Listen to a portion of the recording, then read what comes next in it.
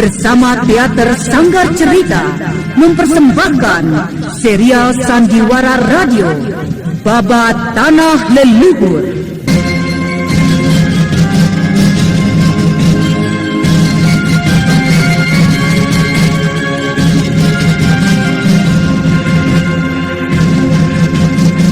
Kisah besar ini didukung oleh artis-artis Sanggar Prativi. Babat Tanah Leluhur kali ini dalam episode ke-8 dengan judul Satria Cilik Karang Sedana. Naskah disusun oleh Tizar Sponsen. Ide cerita Cece Suhyar. Teknik dan montase Yadi Enos. Musik oleh Hari Sabar dengan sutradara Thomas Age.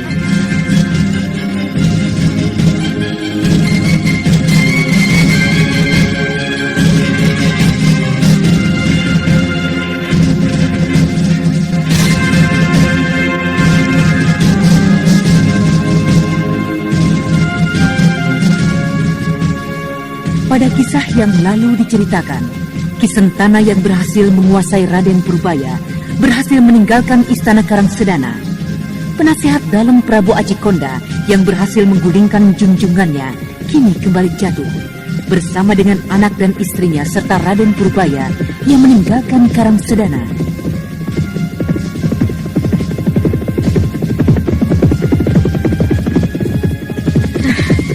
Hendak kemanakah tujuan kita, Paman Suntana? Diamlah kau bocah sial. Kaulah yang mengganggu rencanaku. Kau membuat keadaan menjadi berubah dengan mengusir si Amista dari peperangan itu. Kau akan segera menerima pembalasanku. Iya.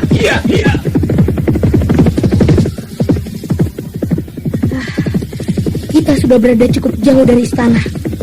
Dan tengoklah, tak ada seorang pun yang mengejar Paman Suntana. Tinggalkanlah saya di sini, Paman. Dan Paman dapat melanjutkan kembali perjalanan Paman. Baiklah, kita berhenti di sini. Pinggiran hutan ini cukup sepi. Tindarati, kita berhenti di sini.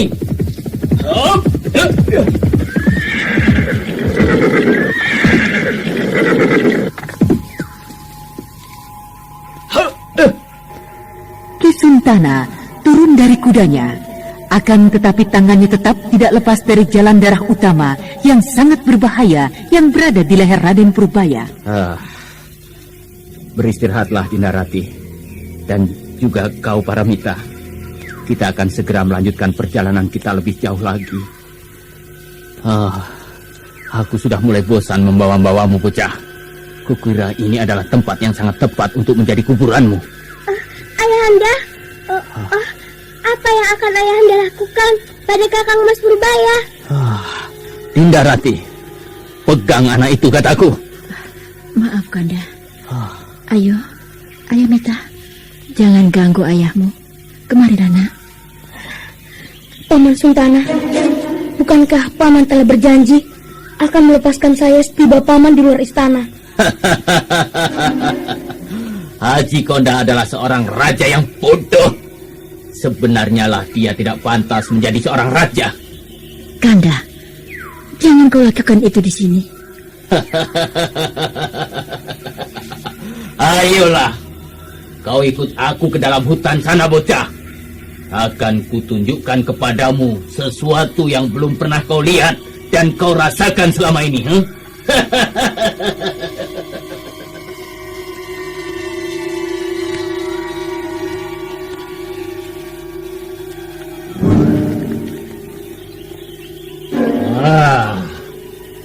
Saatnya lah kini kau mampus, bocah perusak rencana dan cita-cita besarku.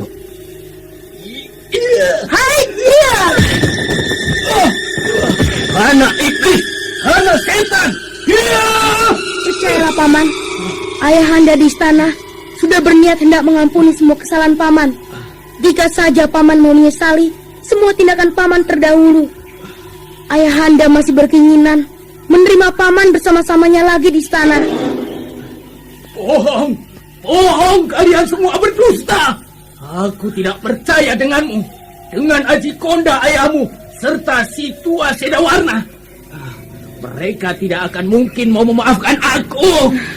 Jika memang demikian, untuk apa kami semua membiarkan paman tetap hidup? Saat itu dan juga saat ini, paman sudah sepantasnya mendapatkan hukuman yang seberat-beratnya.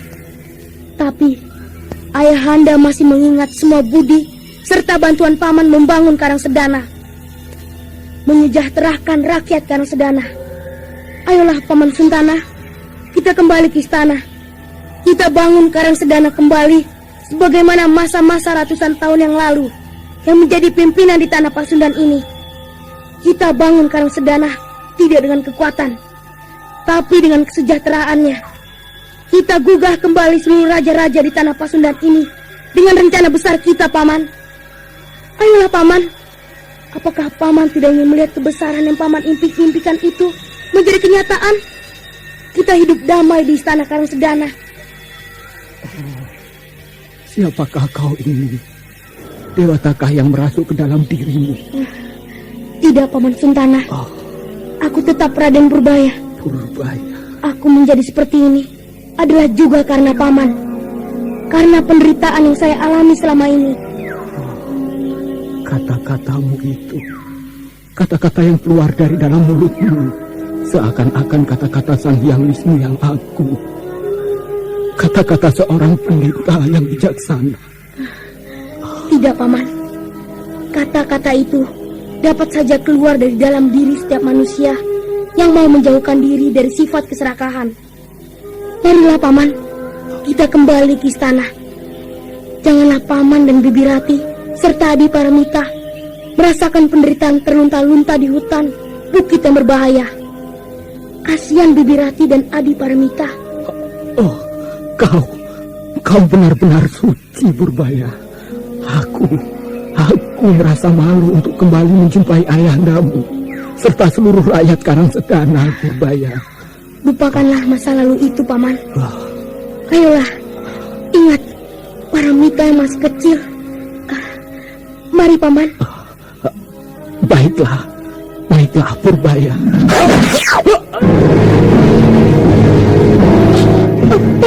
Paman Suntana, kurang ajar. Ada manusia licik yang berbuat curang. Raden, jagalah Ki Suntana, biar paman yang mengejar manusia licik itu. Itu Paman Sedawarna. Paman, pungungnya terkena lemparan senjata rahasia. Paman, menelungkuplah, Paman. Bagian di sekitar lukanya kelihatan mulai menghitam. Agaknya Paman Suntana terkena senjata lempar yang mengandung racun. Biarlah, akan ku coba mengeluarkan racunnya.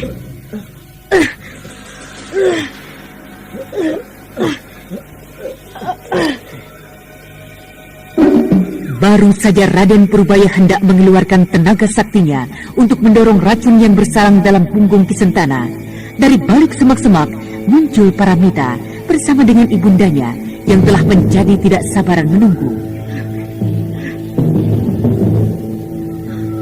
Kanda, apa yang telah terjadi denganmu, Kanda? Minggirlah, Bibi Rati. Biarkan saya mencoba untuk mengeluarkan racun yang bersalang dalam tubuh Paman Suntana. Tidak, kau menyingkirlah, pembunuh. Kau telah membunuh suamiku. Pergi, menyingkir dari sini. Menyingkir! Pergi, kau bodoh setan. Bibi Rati, percayalah, bukan saya membunuh Paman Suntana. Menyingkirlah sebentar. Saya harus mengeluarkan racun yang berbahaya ini. Kau pasti hendak membuatnya tewas. Kanda Suntana. Tidak, Rati. Purbaya tidak bersalah. Bibi, minggirlah. Saya harus mengeluarkan racunnya. Aku tidak percaya kalian berada di tempat ini hanya berdua saja. Pastilah kau telah membunuhnya secara licik. Iya. Maaf, Bi. Saya harus segera mengobati Paman Suntana. Kakang Mas Purbaya, kenapa Kakang Mas mencelakai ayah bandaku?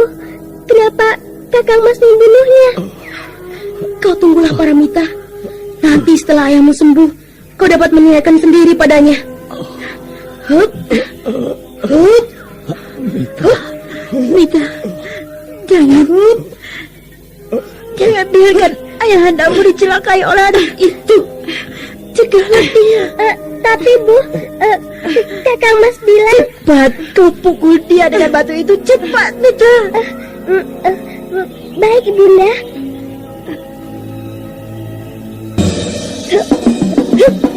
Lepaskan ayahandaku. Jangan ganggu dia. Kalian bodoh sekali. Maafkan aku Mita. Agaknya kau pun perlu kubuat tidak berdaya. Hup, hup.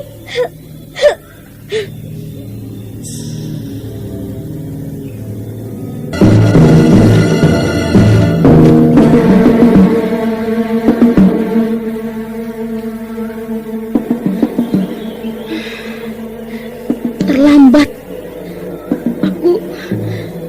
Aku tidak berhasil menolongnya.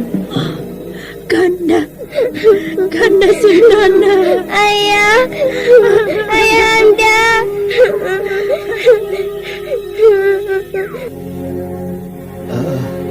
Bagaimana Raden? Saya tidak berhasil menolongnya, Kek. Racun itu sudah terlalu jauh menyebar. Untung saja Mamang Kuraya sempat menyelamatkan ayahandamu, Raden. Maksud kakek? Ki Suntana mendapat serangan racun yang sama dengan ayahanda Raden. Jadi penyerang licik itu adalah Raden Kuda Moksa, pengikut dari Paman Suntana sendiri. Mengapa bisa demikian, Kek? Manusia licik dan jahat itu tidak menghendaki Ki Sentana bersatu dengan ayahanda Raden. Karena hal mana akan membuat rencana besarnya menjadi gagal. Rencana besar? Iya. Dari Ki Pungkur saya mendapat keterangan. Sebentar lagi Indraprasta, tempat manusia licik itu menghamba hendak mengadakan gerakan pemberontakan terhadap Galuh. Ya, saya pernah mendengar itu, Kek. Tolong ajak mereka kembali ke istana, Kek.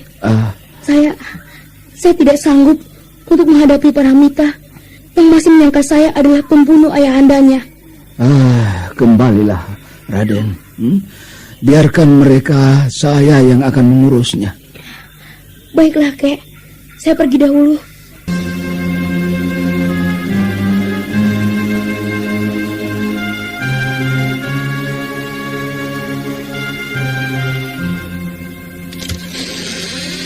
Purbaya. Oh, Kabi, kakak Cempaka. Ada apa? Ayahanda Raden mengajak untuk santap bersama. Aku belum lapar, Kak.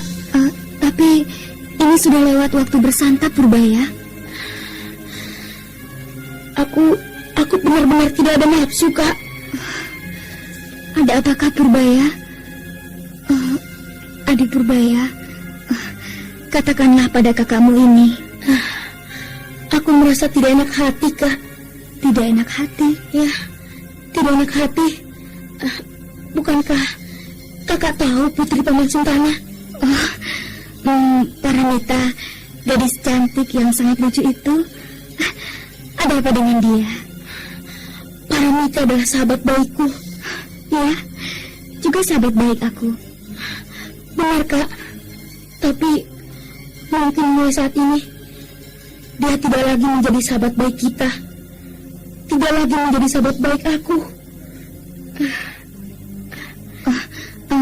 Apakah ada hubungannya dengan kematian ayahandanya? Bukan kau yang membunuhnya, Purbaya? Benar, Kak Cempaka. Tapi peristiwa itu terjadi di luar pengetahuan mereka. Mereka mengetahuinya hanya melihat kenyataan, melihat diriku yang sedang berada bersama dengan ayahandanya yang telah terluka, dan tidak ada orang lain di sekitar tempat itu. Mereka kini memuji diriku. Kak Aku tidak ingin dibenci oleh Paramita. Beda anak yang baik yang sedang mendapat kemalangan. Iya, kau benar Purbaya. Paramita adalah sahabat kita. Biarlah, aku akan mencoba untuk menyelesaikan salah paham itu. Terima kasih Kak Cempaka. Nah, sekarang kau pergilah bersantap dengan ayahandamu yang tentu sudah menunggu. Baik Kak Cempaka.